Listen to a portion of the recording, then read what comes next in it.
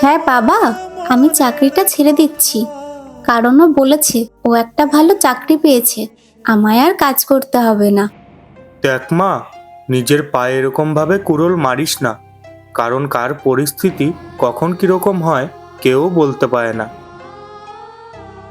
বাবা ওকে ভুল বুঝছে, আমরা তো ভালোবেসে বিয়ে করেছি। আমার বিশ্বাস ও সবটাই মানিয়ে নিতে পারবে।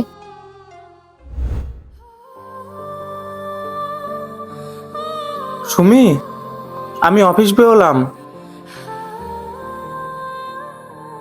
ওই শোনো না, আমার না রাতের ক্রিমটা শেষ হয়ে গেছে।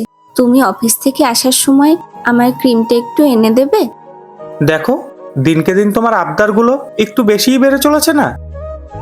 আজ এটা এনে দাও, কাল ওটা এনে দাও। ওই কটা টাকাই তো মাইনা পাই, তার মধ্যে সংসারটাও চালাতে হয়, ইলেকট্রিক বিলটাও দিতে হয়, আরও না কত কিছু করতে হয়।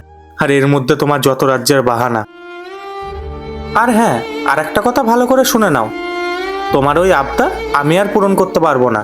এবার থেকে নিজেরটা নিজেকেই বুঝে নিতে হবে।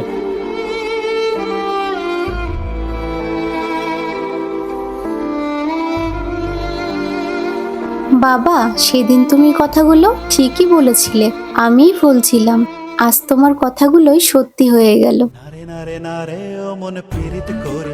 সত্যি, আজ বুঝতে পারলাম নিজের পায়ে দাঁড়ানো মানে এই নয় শুধু টাকা পয়সা, এটা একটা সম্মান আর স্বাধীনতাও।